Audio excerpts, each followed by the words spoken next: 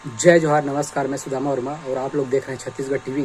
साथियों, आज हम एक सफल डेयरी पालक ओम प्रकाश वर्मा जी, जो ग्राम संडी, छुई खदान, जिला राजनांदगांव से संबंधित गौ पालक हैं, उनका मुलाकात कराने जा रहे हैं, जो एक गौवंश से 35 गौवंश तक का सफ़र तय किया है और आज सफलतापूर्वक डेयरी फार्मिंग का काम कर रहे हैं। तो आइए मुलाकात करते हैं भाई ओम प्रकाश वर्मा जी से। तो ओम प्रकाश वर्मा जी, आप मन के हमारे यूट्यूब चैनल छत्तीसगढ़ टीवी में बहुत बहुत स्वागत है भैया।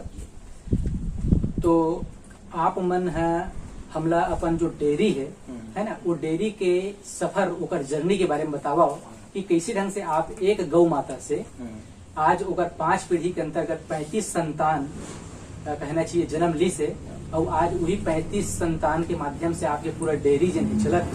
तो इस सफर के बारे में हमारे किसान भाई मन ला, हमारे डेयरी पालक मन ला आप मन है वो पूरा वर्णन, पूरा जो सफर है डेयरी के ओकर बारे में चर्चा। भैया, मैं एक गाय 2001 में एक जी हरियाणा नस्ल की गाय लेके आई थी जी। उसके जो उसको एआई कराया। हाँ।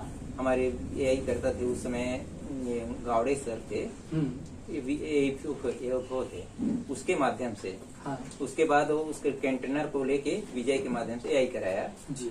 वो उस एआई से एक बच्ची हुई। अच्छा। उस बच्ची से मैंने विभिन्न नस्ल की आज जो गाय मेरे पीढ़ी दर पीढ़ी चल रही है, उसी एक बच्ची और उसी एक गाय का नस्ल है जो 35 करीबन 35 से 40 हो गया है। वो गौ माता 35 संतान 35 संतानें हैं जो और उन्नत नस्ल की है। हाँ। जिसमें रेड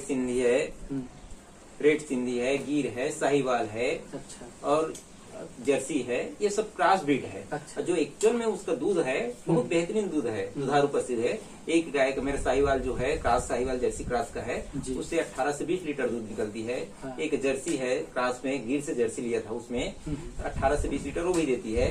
और 2 अभी जो नई बच्ची जमनी है वो 10 लीटर का दूध है। अच्छा। तो ये जो क्रॉस ब्रीड जैसे आप बतात हो, तो ये क्रॉस ब्रीड सब देसी ही है? हाँ, देसी क्रॉस है ना? हाँ। तो एकर जन दूध है भैया, आजकल एक बहुत पैमाना सुने मिलते कि ये है विदेशी नस्ल वाले हरे तो एकर दूध अच्छा नहीं होए, हमारे देसी वाले A2 कुछ दूध नाम बता है, A2 मिल्क बोलते हैं। एक्चुअल में इसका दूध है सर, मेरे यहाँ का दूध है इतना मीठा है, बहुत ज्यादा। तो ये सब ग्रामीण क्षेत्र A2 के ही अंतर्गत आते हैं आपके घर में? मिल्क के अंदर आएगा। अच्छा। पूरा देसी क्रॉस है मेरा। हाँ। कोई विदेशी ये नहीं है, देसी क्रॉस में है। अच्छा।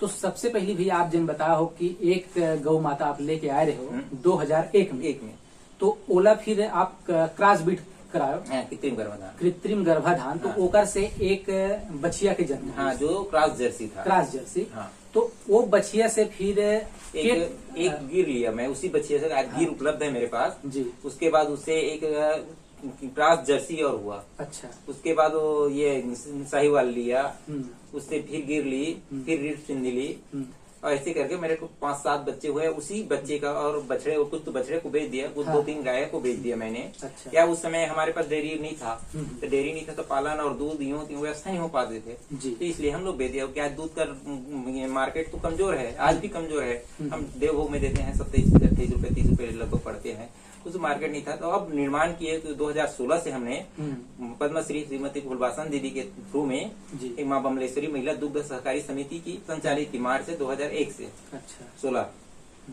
2016 1 मार्च से 2016 से जी। और उसमें हमारे यहाँ मिसेज उसके अध्यक्ष हैं और सब महिला समूह चलाती है उसको। अच्छा।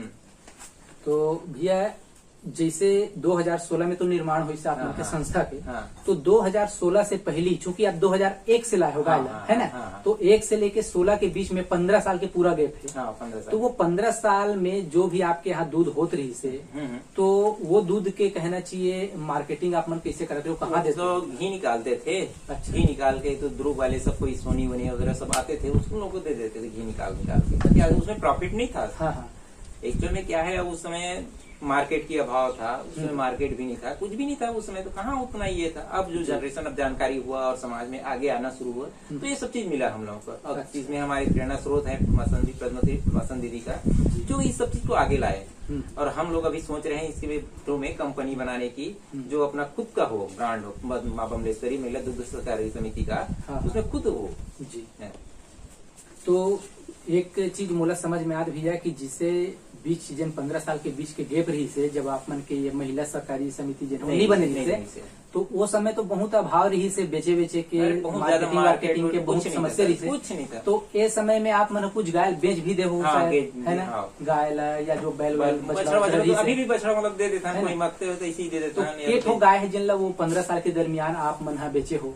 1 2 3 4 6-7 गाय बिक गई। अच्छा 6-7 गाय बिक गई उसमें। अच्छा। उन्नत नस्ल की उसके 10-15-20 लीटर दूध का गाय था, उसमें दे दिया सब। अच्छा। बेच दिए तो उसमें।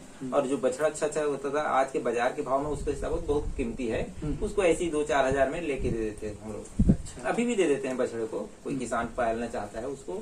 पिछले साल तो 3 बछड़े को मुफ्त में दिया था। अरे वाह क्या बात है। तो अभी अब चूंकि अब संस्था मन के बन गए भैया है ना, माँ बमलेश्वरी महिला दुग्ध उत्पादक सहकारी समिति मर्यादित ग्राम संडी, तो अब चूंकि ये जो समिति है ये प्रकाश में आ गई, अस्तित्व में आ गई, तो अब एक समिति के माध्यम से कोई कंपनी आपके दूध ला खरीदा थे, शायद देवभोग है ना, देवभोग खरीदा थे।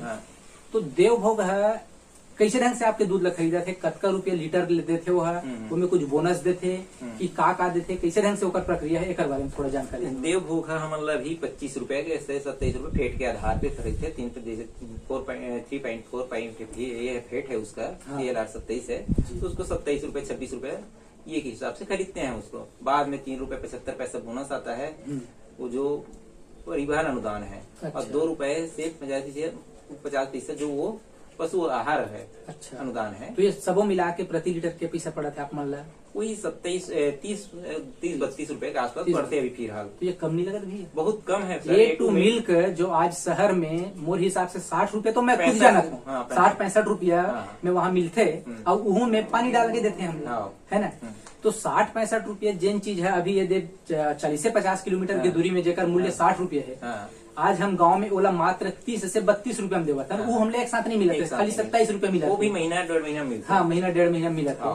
तो ये चीज पर आप गवर्नमेंट से या अपन समिति के माध्यम से, फूलबासन दीदी के माध्यम से आगे जो भी शासन प्रशासन है जिनका से संबंधित है ना, ओकर पास गुहार नहीं लगा हो कि भाई शासन की तरफ से, तो शासन की ये है अनुदान वगैरह दे के डेयरी बीच में अभी उस समय 2-3 साल पहले जो सरकार चेंज थी उसमें मुख्यमंत्री डॉक्टर साहब थे, उस समय उस दीदी के माध्यम से लेके गए थे, तो कंपनी के देवभोग का बहुत लॉस हो गया था उस समय।